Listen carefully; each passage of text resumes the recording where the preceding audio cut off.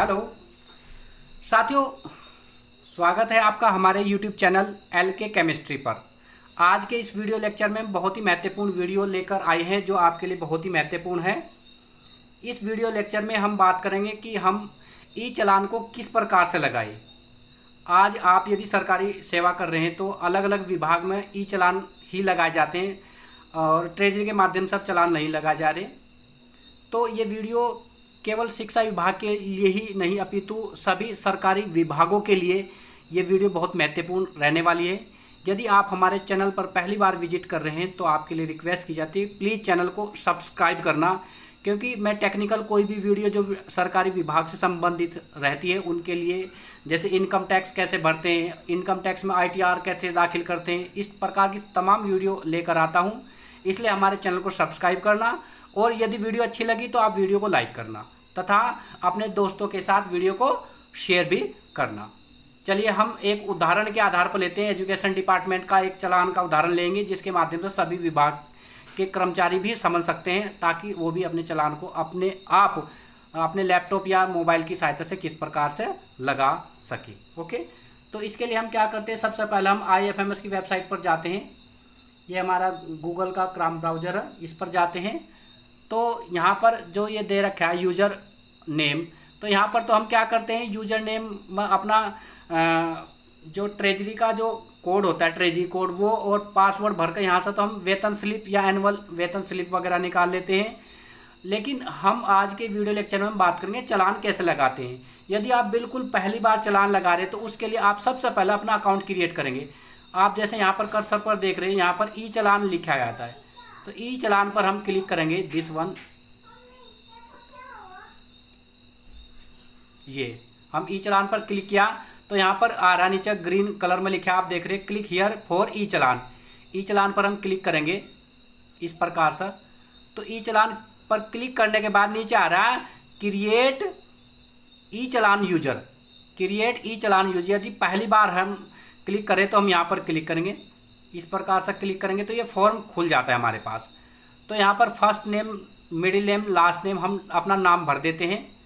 जैसे जो भी हमारा नाम होगा हम उसके अकॉर्डिंग अपना नाम भर सकते हैं। एड्रेस यहाँ पर दे रखा है, एड्रेस हम भर सकते हैं। एड्रेस सपोज हम यदि स्कूल के नाम से बनाना चाहते तो स्कूल का एड्रेस के नाम से बना देते हैं।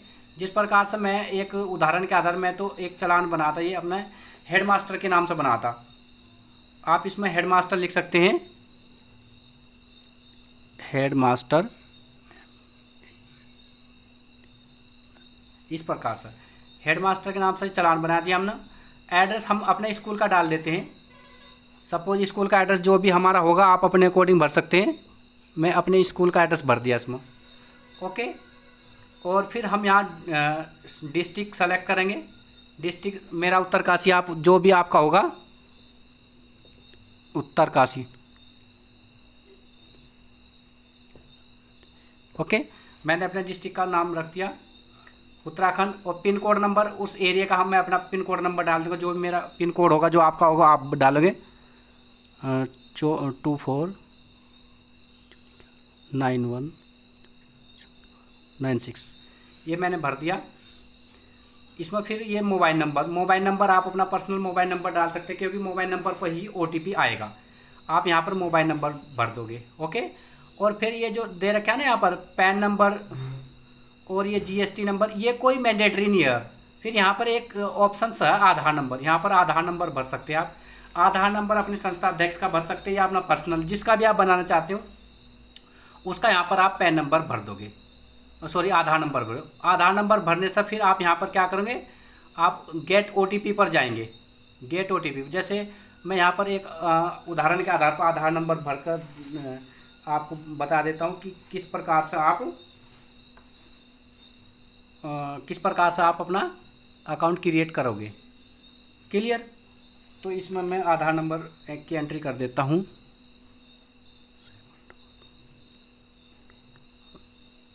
65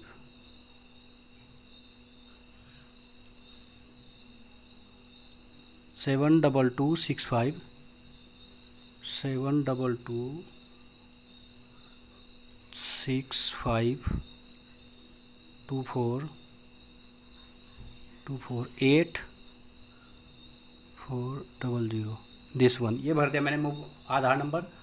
और यहाँ पर मैंने फ़ोन नंबर डाल दिया अपना, दिस वन। फिर हम गेट ओटीपी पर जाएंगे। तो गेट ओटीपी पर हम जैसे क्लिक करेंगे, यहाँ पर लिखा आ रहा है entry only alphabetic in first, email ID, enter email ID. हम यहाँ पर एक अपना ईमेल आईडी भी डाल लेंगे। ईमेल आईडी का ऑप्शन देखो,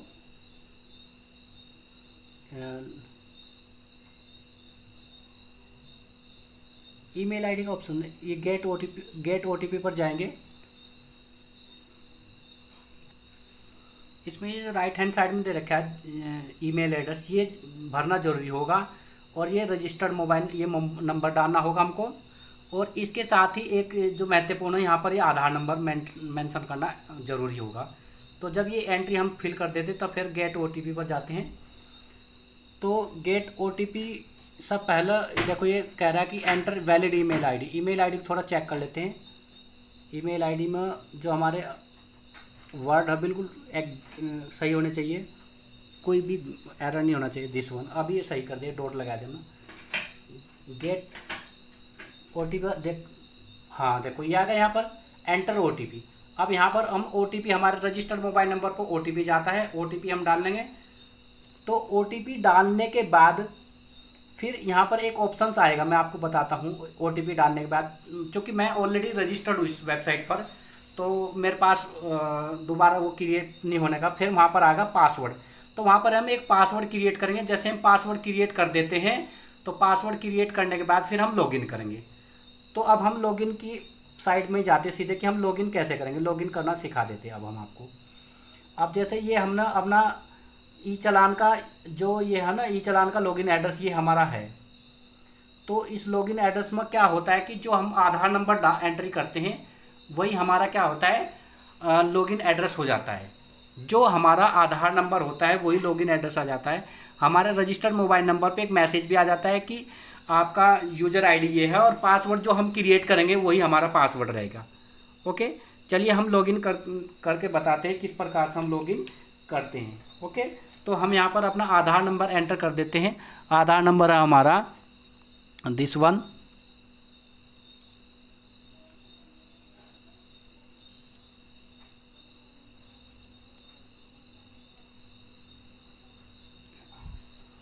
ये हमारा आधार नंबर हो गया, ये हमने इसमें एंटर कर दिया। और फिर यहाँ पर हम अपना पासवर्ड एंटर कर देंगे। और पासवर्ड एंटर करने के बाद फिर हम यहाँ पर कैप्चा कोड फिल कर देते हैं। कैप्चा कोड जो हमारा मेंशन है 764264, ये कैप्चा कोड हमने एंटर कर दिया। फिर हम इसमें क्या करते हैं, साइन इन कर देते हैं।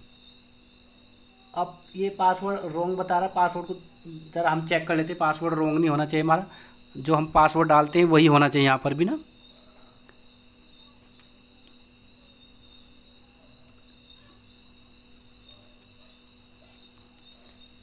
अब कैप्चा कोड चेंज हो चुका होगा, कैप्चा कोड दूसरा हम डाल देते हैं यहाँ पर।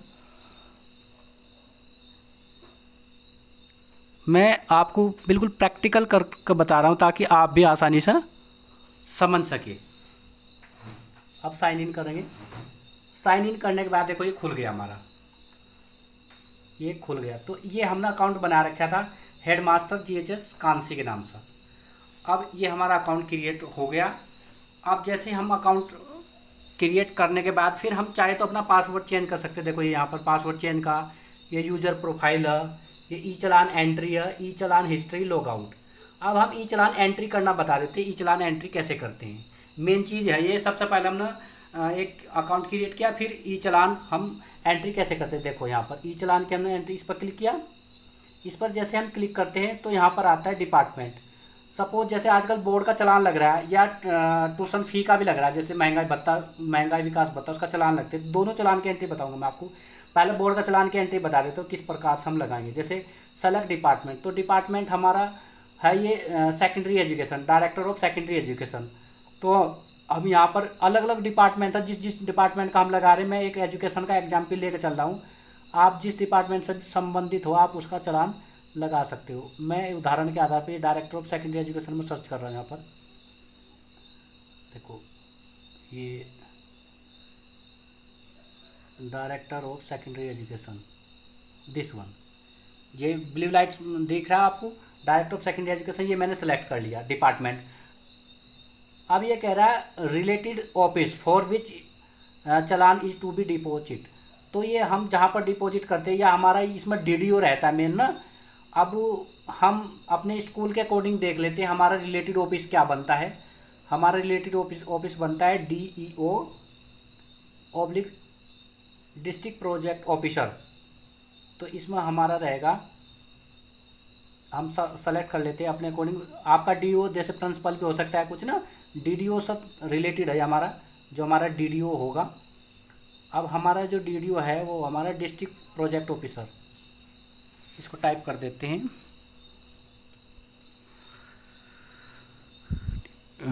DPO, this one. आप देख रहे हैं यहाँ पर ये DPO बहुत सारे खुल गए। अब हम अपने डिस्ट्रिक्ट का सेलेक्ट कर लेते हैं, उदाहरण के आधार पर हमने ले रखा उत्तरकाशी, ये DPO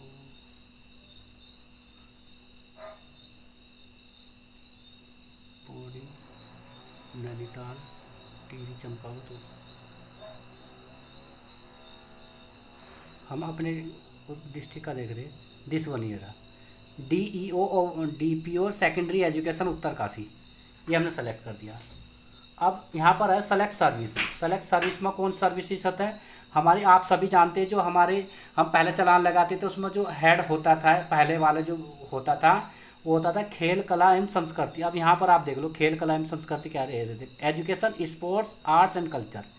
इस पर हम क्लिक करेंगे, देन कंटिन्यू करेंगे। कंटिन्यू करने के बाद हम ये हमारे सर्विसेज खुल जाती है। आप देखो इसी वीडियो में दोनों आपको बता दूंगा। यदि आपका बोर्ड का चालान लगाना, देखो यहाँ पर लिख रखा है चार्ज परिषदीय बोर्ड, चार्ज परिषदीय बोर्ड, इसको हम सेलेक्ट करेंगे दिस वन। जैसे मैं सेलेक्ट कर दिया, अब यहाँ पर हम अमाउंट भरेंगे, कितने अमाउंट का हम लगा रहे। सपोज हम 100 रुपये का लगा रहे या 1000 रुपये का लगा रहे, उदाहरण के आधार पर हम 1000 का लगा रहे, ये ओके 1000 का। अब मैं यहाँ पर क्या कर दिया, ऐड सर्विस पर गया, ये ऐड सर्विस, ये सर्विस ऐड कर दिया। अब मैंने ये हमारी सर्विसेज ऐड होगी। अब ये जो हेड दिख रहा है ना ये वाला 0202011020200 चार्ज परिषदीय परीक्षा का, ये हेड है। इस हेड में ये शुल्क जमा होगा। प्रोसीड्स पर जाएंगे हम, ये प्रोसीड का बटन दे रखे हैं यहाँ पर। अब प्रोसीड्स पर जैसे ही हम गए तो ये हमारे पास ये खुल जाएगा एंट्री।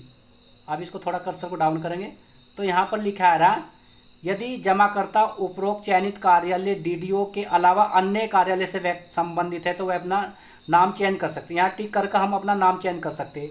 सपोज जैसे हम कोई प्राइवेट फॉर्म भरते हैं या पहले जैसे हम इनकम टैक्स में चालान लगाते थे या कोई भी चालान लगाए तो हम यहाँ पर ये क्लिक करके उसकी पूरी डिटेल भर देंगे, यानी हम अपनी ID से किसी अन्य व्यक्ति का भी चालान लगा सकते हैं। अब यहाँ पर पर्पज लिख देते हैं, पर्पज क्या है, ये बोर्ड एग्जामिनेशन फ़ी ये लिख देते हैं, BOARD बोर्ड एग्ज़ाम फ़ी, ये हमारा पर्पज है। पर्पज हमने लिख दिया और फिर हम प्रोसीड्स पर क्लिक करते हैं, ये प्रोसीड्स कर दिया क्लिक।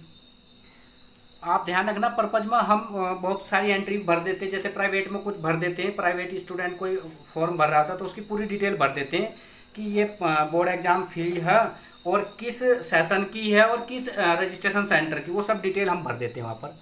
आप देखो ये यहाँ पर पूरा हमारा भरे हुए आएगा डिटेल। इस एंट्री को हम चेक कर लेते हैं और फिर click here for proceed to bank. देखो यहाँ पर आएगा चालान नंबर आ गया, अमाउंट 1000 रुपये आएगी, चालान डेट आएगी और फिर नेम आएगा, name head master Kansi village, पूरा खुल जाएगा हमारा ये। और डिटेल ये पूरे चालान के ये हेड भी यहाँ पर शो कर रहा है। देखो education, sports, arts and culture, ये पूरी इस एक्टिविटीज़ में शो कर रहा है। अब हम इसको फर्दर प्रोसीड कर देंगे। प्रोसीड करने के बाद ये चालान अमाउंट दे दिया, हेड दे दिया, डिपॉजिटर नेम दे दिया, डिपार्टमेंट दे दिया, ओके। फिर कह रहा है प्रोसीड, प्रोसीड कर देंगे अब हम यहाँ पर। अब इस प्रकार से प्रोसीड हो गया ये। प्रोसीड होने के बाद अब पेमेंट का नंबर है, पेमेंट कैसे डिडक्शन करवाना। पेमेंट के लिए हमारे पास नेट बैंकिंग का ऑप्शन है, SBI का नेट बैंकिंग दे रखा है इन्होंने और अदर बैंक का ऑप्शन भी दे रखा है और इन्होंने नेफ्ट भी दे रखा है और SBI cash and cheque bank, ये कई सारे ऑप्शंस दे रखे हैं। जो भी ऑप्शंस आपके पास होगा आप उस ऑप्शंस का यूज कर सकते हैं। सपोज मैं ये क्लिक हेयर पर जाता हूँ, एसबीआई का मुझे चालान लगाना है, एसबीआई का मेरी नेट बैंकिंग का। तो नेट बैंकिंग ये एसबीआई के हिसाब से हम यहाँ पर अपनी यूज़र आईडी और पासवर्ड भर देंगे। यूज़र आईडी पासवर्ड भरने के बाद फिर यहाँ पर क्या कर देंगे, लॉगिन कर देंगे। अब ये पासवर्ड रोंग बता रहा है। अब मैं इसको पासवर्ड को सही कर देता हूँ ताकि आपको प्रॉपर एंट्री दिखा सकूँ।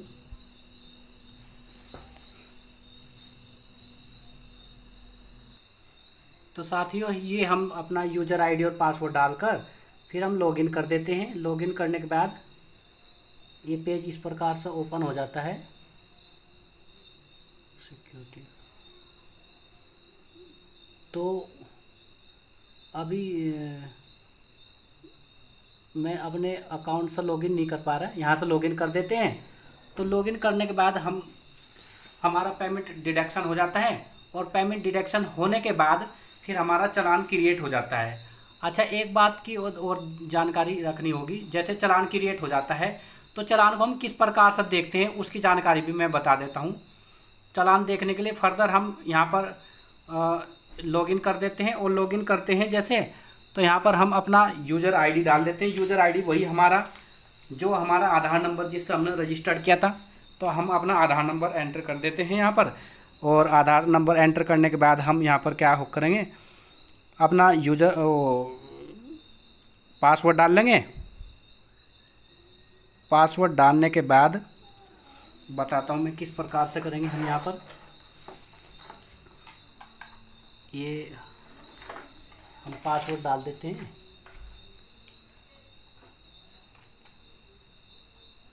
दिस वन, ये हमारा पासवर्ड है। यहाँ पर पासवर्ड डाल लेंगे। मैं अपना पासवर्ड डाल देता हूँ। देन कैप्चा फिल कर देते हैं हम यहाँ पर, ये 950950 ये। फिर हम यहाँ पर साइन इन में जाएंगे। साइन इन जाने पर ये हमारा फिर फर्दर खुल गया। अब हम इसमें क्या चेक करेंगे, हम ई चालान हिस्ट्री देखेंगे। ये ई चालान हिस्ट्री, ये जैसे ई चालान हिस्ट्री देखेंगे तो हम यहाँ पर ई चालान हिस्ट्री में देखेंगे तो ये अभी जैसे मैं आपको ये वीडियो के माध्यम से समझा रहा था, तो ये यहाँ पर ये ऑलरेडी हो गया, लेकिन ये पेंडिंग दिखा रहा।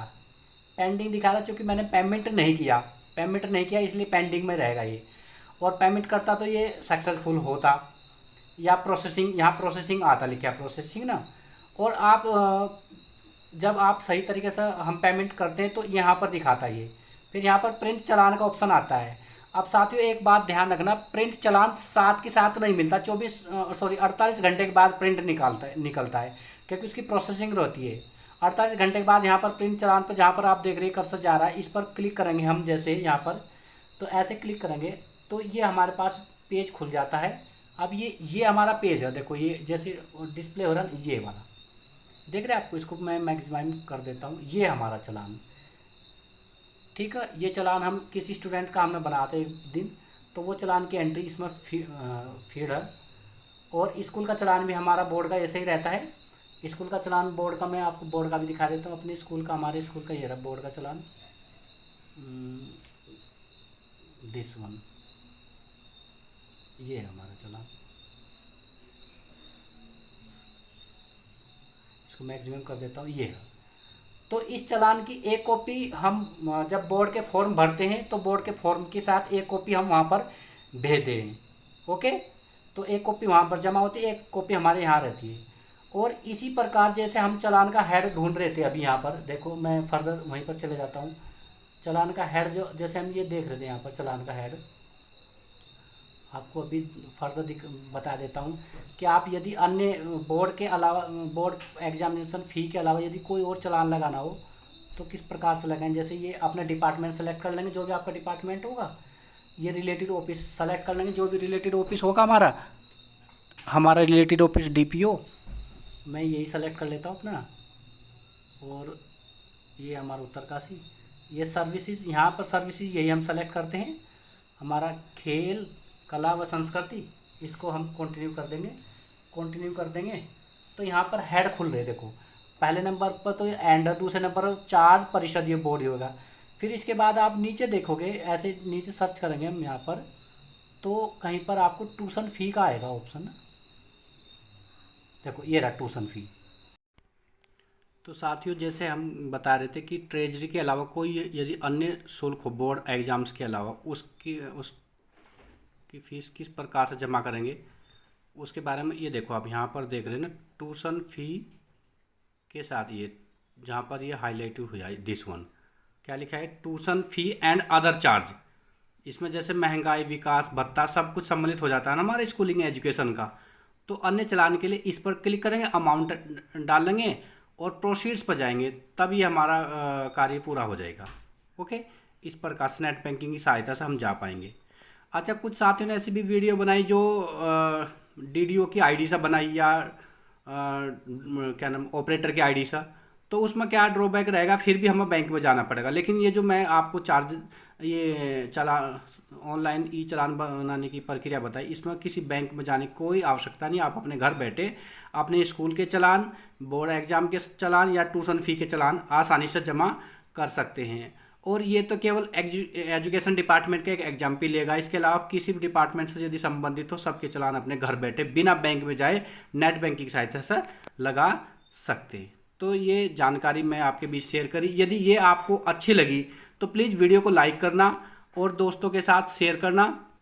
और यदि आपने हमारा चैनल सब्सक्राइब नहीं किया तो चैनल सब्सक्राइब भी करना। और साथ ही यदि कोई किसी किस्म की भी प्रॉब्लम आई, कोई समझ में ना आई हो सपोज बाद में, तो आप हमारे व्हाट्सअप नंबर 8755545430 पर व्हाट्सअप कर सकते हैं या सीधे कॉल कर सकते हैं मुझे 9758118192 पर आप कॉल करके अपनी कोई प्रॉब्लम का सोल्यूशन ले सकते हैं। धन्यवाद।